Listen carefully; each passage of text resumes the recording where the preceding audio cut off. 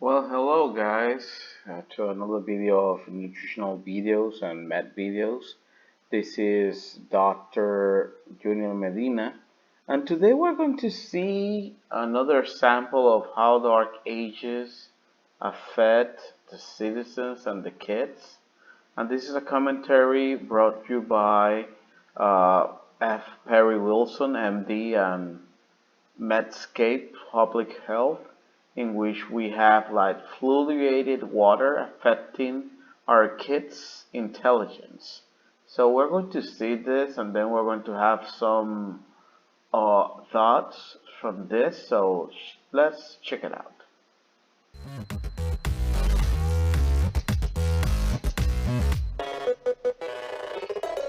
Welcome to Impact Factor, your weekly dose of commentary on a new medical study. I'm Dr. F. Perry Wilson.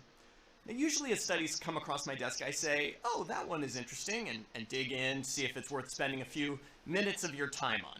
This week, I saw this study appearing in JAMA Pediatrics and just thought, oh no, this is one of those studies that I just knew would blow up, and probably for the wrong reasons. Okay, despite very robust evidence that fluoridation of water reduces the incidence of cavities in kids, it has long been a bugaboo of conspiracy buffs ranging from General Jack D. Ripper to Alex Jones. No one ever seems to complain about chlorinating water, but whatever. In any case, the argument that fluoridation is a secret communist plot has never held water, but several prior medical studies have documented a link, however small, between fluoride exposure and lower IQ in children. But all of those prior studies were flawed in one way or another, most often because the exposure was orders of magnitude higher than what is seen in the fluoridated water supply. Enter JAMA Pediatrics with what is really the best study to date of the effect of fluoride on IQ. 512 mother-child pairs from Canada were recruited during pregnancy and followed until the kids were around 3 to 4 years of age. At 3 points during pregnancy, the moms had their urinary fluoride concentrations measured.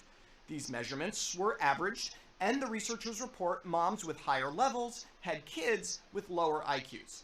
Well, for boys at least, no effect was seen in girls, but as you can see from the scatter plot, the effect was really small, about 1.5 IQ points for moving between the 25th and 75th percentiles of urinary fluoride. This held up even after adjusting for city, maternal education, race, child sex, and a score which measures the quality of the home environment. Yikes, right? Is fluoridation causing a process of dumbing? Is dumbing even a word? Hold up, it's caveat time. First, this was not a randomized trial. No one was giving these moms fluoride or regulating what they drink, so confounders could be a major issue. I'm particularly worried about socioeconomic factors that may be linked to fluoridated water consumption and also children's IQ. But there's potentially a bigger problem. The plausible mechanism for neurotoxicity of fluoride in utero is that blood fluoride crosses the placenta and gets into the fetus's developing brain, like this. But blood fluoride wasn't measured, urine fluoride was. Now, as a nephrologist, this piques my interest because urine fluoride is not a perfect proxy for blood fluoride. The authors know this. They realize, for example, that more dilute urine will have a lower fluoride concentration and correct this problem by dividing urinary fluoride by urine-specific gravity.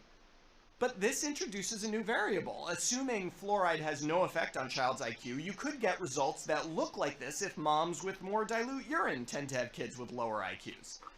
But wait, there's more. Fluoride is freely filtered at the glomerulus, but it is reabsorbed in the renal tubules. This is a pH-dependent process, with more reabsorption occurring when the pH is lower. That means that women with higher urinary pH due to a more vegetarian diet or just prolonged fasting will, on average, have higher urinary fluoride levels. Another confounder, this one unaccounted for.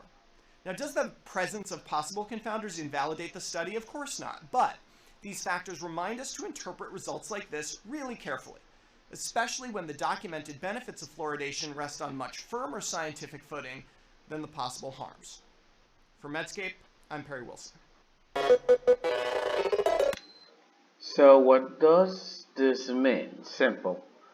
It means that even though that there's some proof that it may affect the numbers, but it's not that high. It's just 1 or 2 IQ points.